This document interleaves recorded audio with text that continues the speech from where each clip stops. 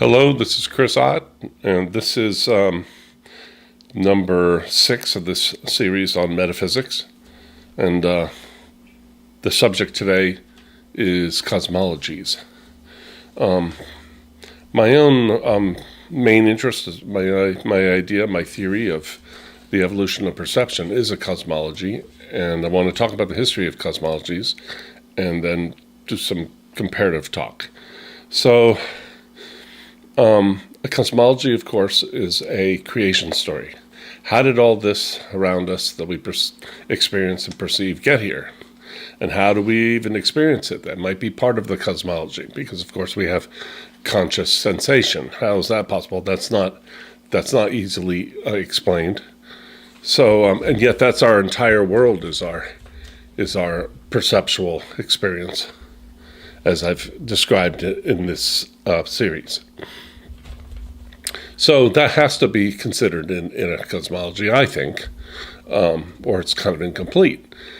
But my point of going through this history of cosmologies is that they are generally very incomplete. And I'll talk about what I mean later. Let's just start with the beginning. What are the first cosmologies? And I'm not an expert. My background isn't anthropology, it's philosophy. But I know a little bit. I was very good at anthropology, and the first creation stories are myths.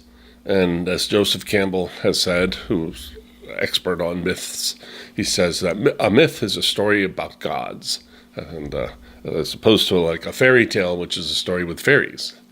And he would say that a myth isn't a lie. A myth is trying to convey something, sometimes of meaning, but it uses that form. And then, I would say myths are not lies. They're, though that's a colloquial use of the word myth. Oh, that's just a common myth, or a misconception or something. But in academia, it's a little more than that. Interestingly, myths are consciously written stories. Plato wrote about a dozen myths. A lot of people don't know that. They don't know that, for instance, Atlantis is part of one of his dozen or so myths, and he has a myth of the fall and all kinds of things. And some of these even made it into Christianity, which came quite a bit after Plato. But let's go back earlier. I can't tell you a bunch of creation myths because I don't know them. I could look some up, but I wouldn't know what to say about them because they are myths, and even if they're not lies, they're not facts. And I wouldn't know how to compare one myth to another. It seems like part of the value of having a myth of your creation is to have a sense of where you come from and give your life a sense of meaning, and probably, in some cases, pull your community together under a common story that might have to do with how that community came into existence too. Like, for instance, that's part of Jewish mythology, is their own formation as a people.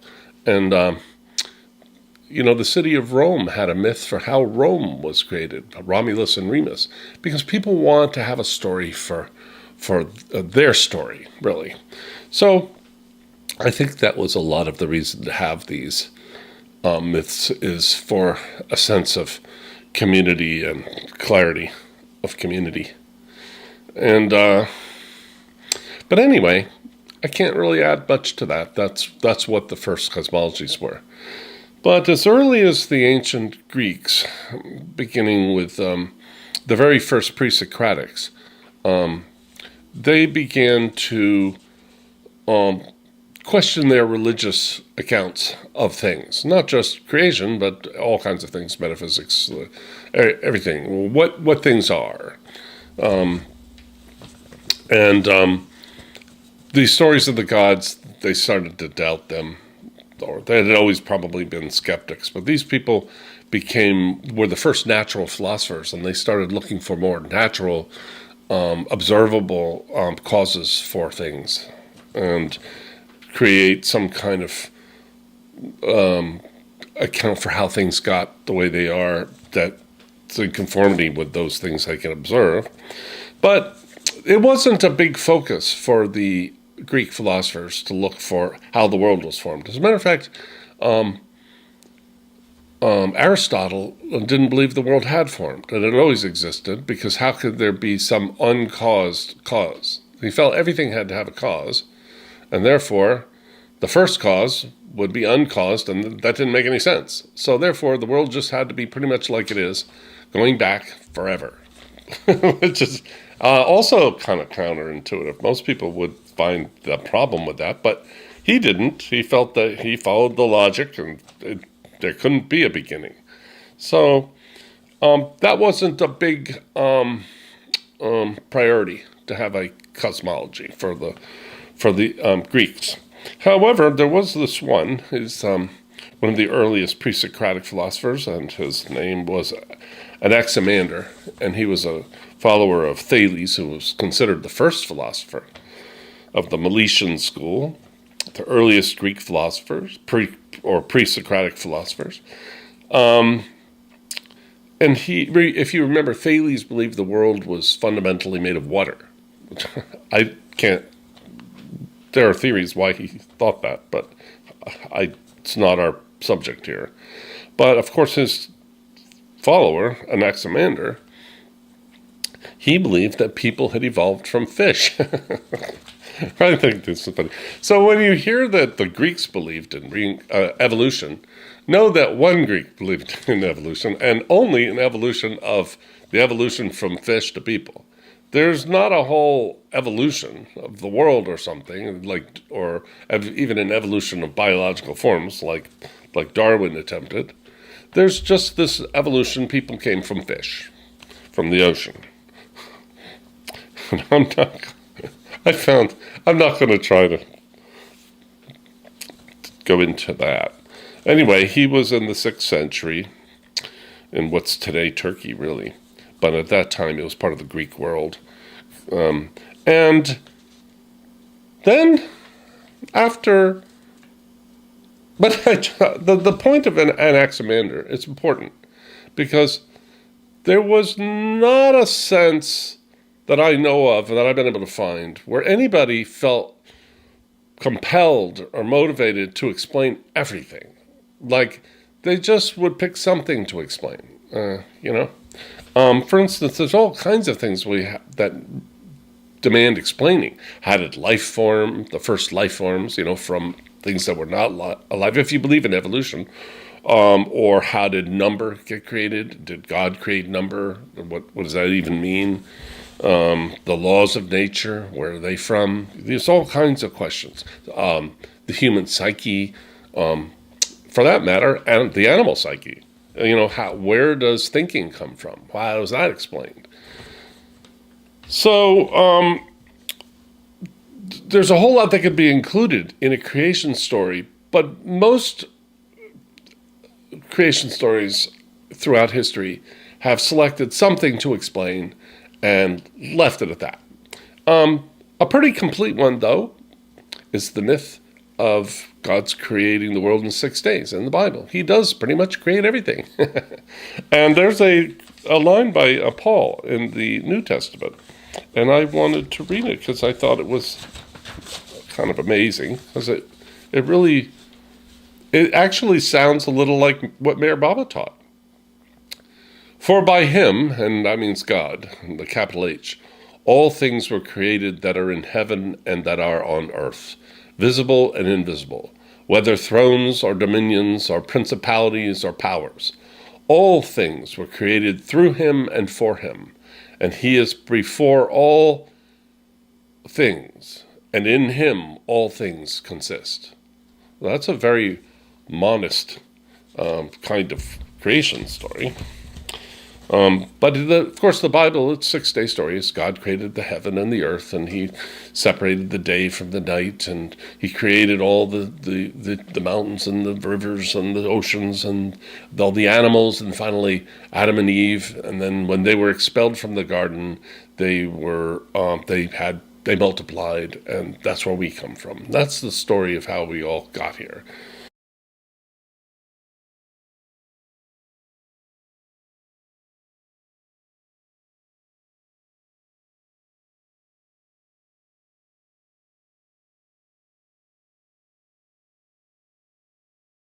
we come now to the modern time. So the first big change is that people started to lose their faith. Well, certainly from the Renaissance, people started to realize that Aristotle didn't know everything. And people began to have different theories than Aristotle had. And so 2,000 years earlier, and that began largely with Galileo, who began to criticize the works of Aristotle, but because he started observing things more carefully with telescopes and so forth. And so, and then people began to question the existence of God. But what people didn't question, even as they began to question the existence of God, is they didn't question that God created the world, because there was no other story that could account for how the world got here. So they kept that part of theism, but then they wanted to do away with all the rest, and Jesus and all that, and angels and anything miraculous. But something had to have created the world. So they did believe there was some kind of deity. And those people in the beginning of the Renaissance and then in the Middle Age, Enlightenment, they're called deists because they believed that there was some kind of deity that created the world, somewhat like in the story in Genesis, but then left it alone. And it's a little like the analogy is, you wind up a clock and you let it run. You don't need to be there. It sort of runs by its laws and so forth. And so that's deism. And even as late as the time of Charles Darwin, who began to write about how life forms evolved from the simpler ones to human, the origin of the species for Darwin meaning our species. He's trying to explain it in a naturalistic way. And so he proposed natural selection. He still doesn't offer an explanation of the creation of the planet and the stars and the suns, because he still has those traces of being a deist. They had to be created by some deity. But then that's it. Like God, they kind of didn't think of it like we think of God. They thought of it as some kind of greater mind or something like that. But then once the deity created the universe, according to the deists, he pretty much checked out and left it to operate on its own, and he doesn't interfere in it. He's not doing all the things the Bible says God is doing. Like judging and destroying the world, with floods and sending his son and all. They didn't believe that anymore. But then we got to the 1800s. I hope that's okay. You give a little, although that's sketchy, you get to Darwin. And Darwin's creating this account, as I said, of how simple species, biological living organisms, they, through many mutations and being naturally selected, which I'm going to talk about in a future video more, and some of the problems with this theory, but it's not our point here to go into that. My point that I want to make is that this is a small piece of what we find in our phenomenal universe when we look around and we study and, examine things. He's just explaining one thing, kind of like an Anaximander, who explained how people came from fish. I mean, Darwin went a lot further than that, kind of like how people came from the slime, which they used to be an idea. The primordial soup or something like that. But nothing else,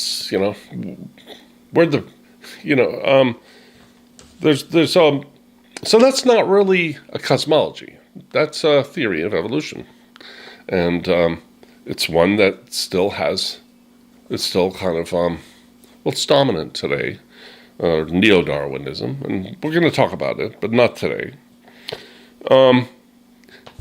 Then the the Darwin's theory was successful enough that it set a new precedent in that it showed a new way to explain how things came about.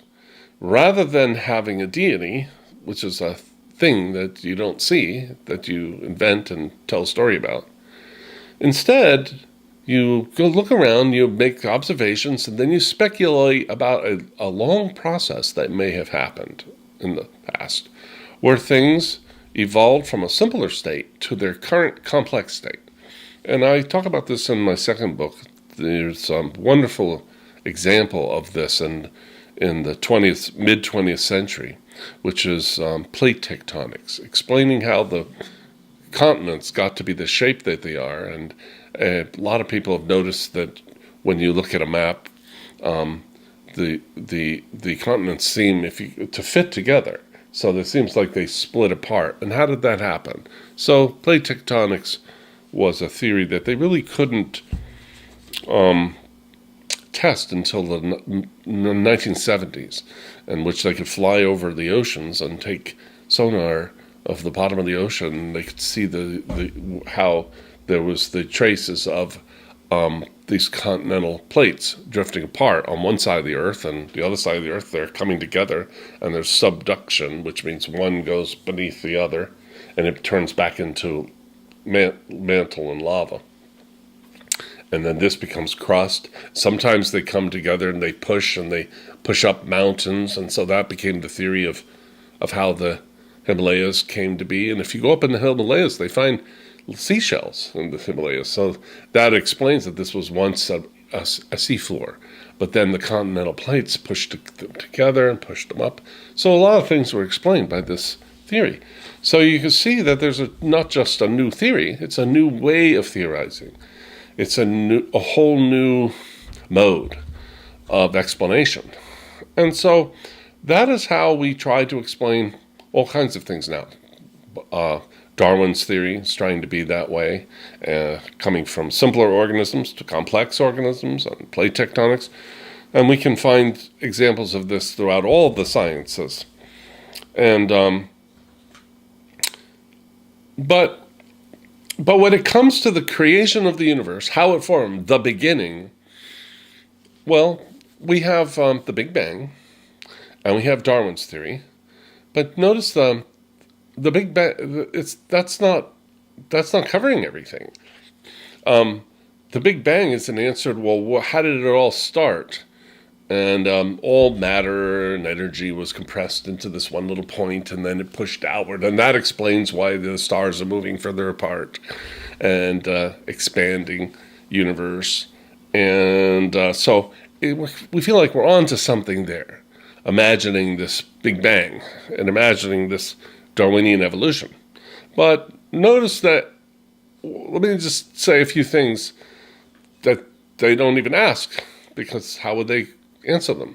So at what point in this evolution from the Big Bang, and then you're going to get a lot of novas, and then they're going to evolve into planets, and then they're going to cool, and then finally you get some point on that planet you have life. Well, what's the point where life started, and what does that even mean? Well, they don't have an answer. You can look it up. There is not currently a accepted theory. There's some proposed theories that are not very well accepted of how life started. What is life, after all? And then there's the question of, well, not only how did life start, how did you get from inorganic things to suddenly organic things that breathe and eat and they're sort of self and reproduce? And then we have the question of, well, at what point does consciousness come in? Does it come in right away? Does it come in later?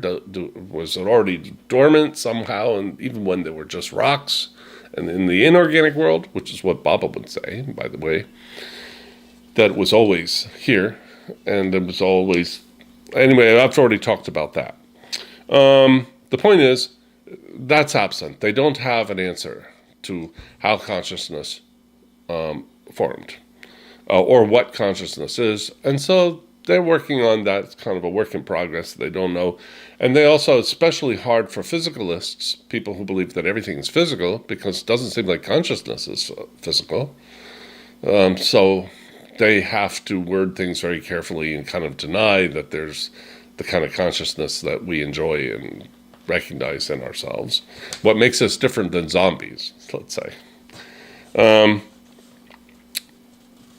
So there's lots missing. So not just those. There's also how did number evolve? So the whole world can be described in terms of number, and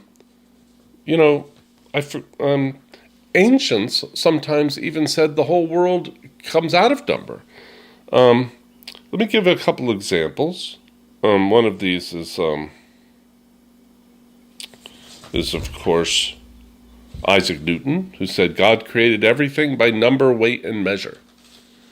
So when you start studying things in physics, you start finding that the qualities that you just observe with your senses, they're kind of relative to a lot of conditions, like the condition of your senses and whether it's hot or cold in the room and all kinds of things.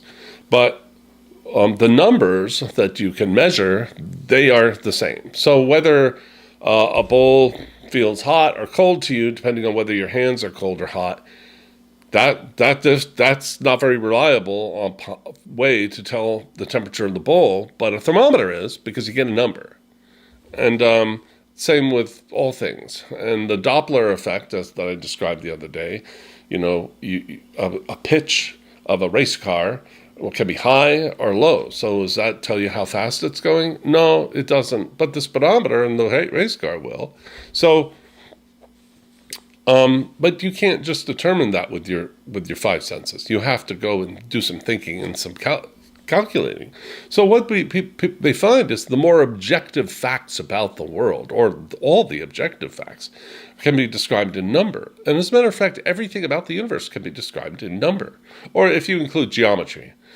So because you have shapes, so you have geometry and number, and then you can describe the whole universe, because you can describe all the laws of nature and all the motions, all the what we call energy, potential and kinetic, radiation, frequencies of sound, frequencies of light, frequencies of other kinds of radiation that can all be described in number. So it becomes kind of clear, but where number come from? What is number? Well, it's difficult, because number, for all anybody can conceive, is a mental thing that does sort of imply God, doesn't it? A deity doing some thinking. Maybe it's not thinking like our thinking, but it's something like it, and that's why Newton said, after saying God created everything by number, weight, and measure, he also said, "He who thinks half-heartedly will not believe in God, but he who really thinks has to believe in God." So that's the kind of thing. Now, I wanted to say that there was one philosopher who really had a theory for, or did teach his disciples, that the world came out of some like number. So that is Pythagoras, famous for the Pythagorean theorem. Now we're going all the way back, even earlier than Plato and Aristotle, is Pythagoras, who was great influence on philosophy. And he never wrote anything down, but he said, he's quoted here by, not quoted, the following is a reconstruction of his view by the 3rd century biographer Diogenes Laertius. And I guess he's using the fragments from the Pythagoreans to sort of reconstruct what Pythagoras taught. And he said, it's this: the principle of all things is the monad, or unit. Okay, sort of like the one. From the monad and the undend dyad, which means two, spring numbers. From numbers, points. From points, lines. From lines, plane gears. From plane gears, solid gears. From solid gears, sensible bodies. the elements of which are four, RE, water, earth, and air. So this is literally what he believed was the cosmology of the physical world. So in that case, to not say what the monad and the dyad, the one and the two and the numbers are, in order to write ratios that are found in natural laws without saying what a ratio is. How did a ratio form? You discovered it. Mathematicians discovered these concepts in their own thinking, but they never found any of these things in the world. They're not physical things. They seem to be something more basic, more fundamental, underlying them. And that's why you have this sense that Pythagoras had, and also Isaac Newton, that things seem to have come out of them by way of some kind of mind. But you don't have to call it a mind. You could call it an intelligence or some kind of urge. I can't remember the word from Platonism, the demiurge.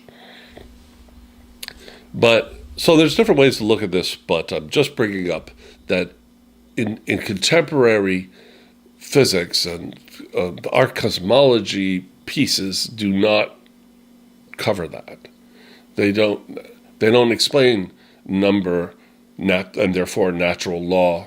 If you explain the whole world in terms of natural laws, but you don't know what a natural law is or where natural laws came from, have you really explained anything at all? It's like saying, you can explain houses in terms of bricks, but you have no idea where the bricks came from. We haven't really explained brick houses. You've just, you sort of got halfway there and then you stopped because you didn't know what to say. So this is how that is. Now we come to my own theory, the evolution of perception. Now, the evolution of perception, I've always said, it's on the back panel of my first book, which sadly is out of print, but I have pictures of the back panel. I have a couple copies of the book. It says that this theory explains the physical, the psychological, the mathematical, it explains culture, explains language, explains everything. Not by a whole set of different sciences taking their little piece and trying to work at it over here like happens in science today. It's very compartmentalized, broken apart. So there are people all working on how did language form, but nobody working on how did everything form by a single principle. By the way, that's called the general theory of that's called the theory of everything, or the unified field theory. If you can find one principle by which all things evolve, no matter how disparate they appear, and you have found the sort of holy grail of theories. And I've always, well, not initially, but gradually became more and more confident that this theory of evolution that I propose, the evolution of perception, is that theory, because it really only has one principle, which is how perceiving occurs. So the mode of perceiving. So you have perceiving and the mode of perceiving. That's it. And this evolves, and this one repetition produces the entire apparent or phenomenal world, which is perceived. So you don't have any lingering question about, but where did the consciousness come in? That's kind of like, you climb a ladder and you get there and you look down, but where did my feet come from? You started with them. But they moved higher with you. So that's like I would say about consciousness. And I got that idea from Meher Baba's books. His longest chapter is called The Evolution of Consciousness, which he says is the real impetus, the whole impetus of the creation of the phenomenal world. the appearance, the illusion is this. Then we wind up, through a theory like the evolution of perception, with a real different world. It may not be, it's all the same facts. Like, I'm going to pick this up, and I'm not going to deny anything about this. I say, oh yes, it follows the natural laws, and then you see where they appear in the evolution of perception, and I say, oh yeah, and they're white, and oh yes, they burn in the fire, and there's all these facts about them, and water flows, and everything can be just. You don't need new theories. You just, what we thought was matter turns out to really be fundamentally an evolution of perception. And matter comes along as one of the effects. Or the properties that we ascribe to matter, like solidity and weight and mass. Okay, well, one of the differences between previous theories and this one is that you wind up with a purpose, a reason that we exist. And you wind up also with an answer to the deep questions of identity. And you wind up with an answer to the deep question of substance and ontology. What is most fundamentally real? What really is real? Well, really, what's really real is the psychology, that which evolved. And and one of the other things that comes from this theory is that it conforms with a basket of theories that are becoming popular amongst the young and the not so young, but mostly people like of generation X, Y, and Z. They have come because of the time that I've talked a lot about this, that they came into the world when when virtual reality was a natural part of life. It's not a theory that nobody didn't, it's not in a book. As a matter of fact, virtual reality wasn't even in fiction before the 1990s that I'm aware of. I've looked. I haven't been able to find it. Virtual reality. No.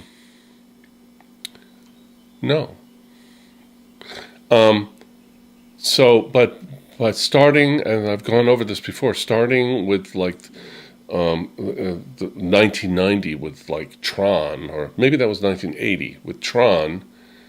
That was just barely a virtual reality movie, and then by 1999 you had about a dozen huge blockbuster virtual reality movies come out. And by then you already had the holodeck in this second generation of Star Trek, the Next Generation. They have a holodeck, and while that is a perfect example of virtual reality, and people get the idea right away. And so the generations that grew up with these things as part of their culture, they hear about things like Hinduism, and they hear about quantum mechanics, something that I'm going to talk about soon. I'm going to talk about the physics. And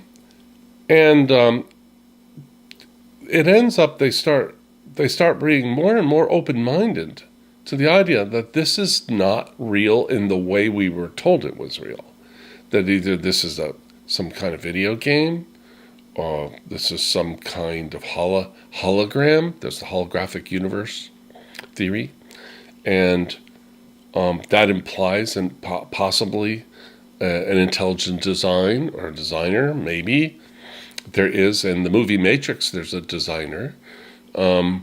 Designer is always part of these movies. In Hunger Games, there's a designer, the game designer, and so very different ideas and a very different way of thinking about God is emerging.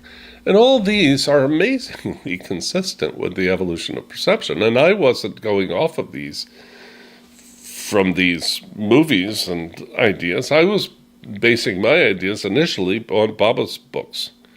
The concept of the Sanskara from Vedanta that he describes and goes into detail about, and his original whim and all his ideas. So, and his books, well, he has two books that I say carry his cosmology, which are Infinite Intelligence and God Speaks. And Infinite Intelligence was written, although not published, was written in 1926, and God Speaks was published in 1955.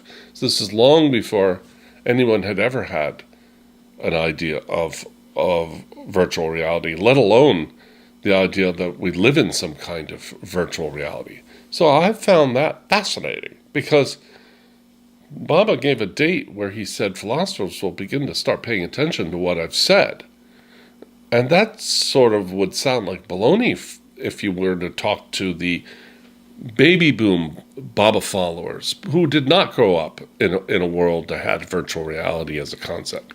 Their childhood was Davy Crockett.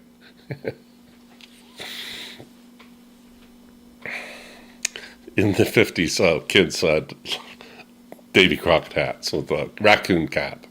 It's just a joke. But it's not. It's pretty far from virtual reality. And then the Gen X, they came up with, dragons, Dungeons and Dragons, something I don't know about, but I'm sure it somehow dovetails with this subject. It's a different way of thinking that younger and younger people have. And so I could imagine Baba gave the date of 2039 for when there's a shift, when there's suddenly people wanting to pay homage to his life, which was mainly writing these books, or a large part of it. And so that's why I think that's feasible. When he said that, it was 1958, and it wasn't feasible. But he did say it just right after he wrote God Speaks. He said that they'll be coming here to this tomb. Philosophers, celebrities, that's what he said, to pay homage to this. Now, in my next talk, I'm going to talk more about why I think that is actually possible. Or I may do the other. I have two talks in mind. I have the one about how I can envision a gradual acceptance of this idea. The other thing I want to talk about in another talk is how regular people with their regular natural intuition, something that I will talk about in that talk, view contemporary ideas of cosmology. As for no, let me make it simpler. I'll do the first one right now, and the other one I'll do next. I don't know who it was who said this. Maybe it was Gandhi, but they have these quotes on the internet, and they have a name. They never say where. You can look that up. So I'm not sure who said this. Somebody said, a new idea goes through 3 stages. First, it's ignored. Then it's violently opposed. And then it's accepted as self-evident. Okay. That's basically all I have to really say about this. Right now, Baba's idea and my own, which is roughly based on it, although mine is simpler, easier to understand than his, but his covers a lot more stuff that I can't even begin. I don't know about those things. But for what I wanted to cover, my cosmology, which covers how you get from as close to ex nihilo as possible, nothing, to this complex world that we experience, that we call physical. How do we get that? And why did it happen? which I borrow from him. But it's pretty logical if you follow the whole thing. It kind of fits. So that idea, and we're going through the ignored phase. Nobody even cares. Nobody even cares. I have 62 followers on this channel, this YouTube channel. And my best videos get 170 views. And normally they get like 30 views. It's just not interesting. My daughter just tells me I'm just not charismatic. That's okay. I had a charismatic father, they tell me. But it wasn't inheritable. Okay, so next time I'm going to talk about that very interesting thing about how most people look at contemporary views of cosmology. Thank you for following. Thank you for watching. I'll see you in that video, which will be number 7. I'll see you next time. Bye-bye.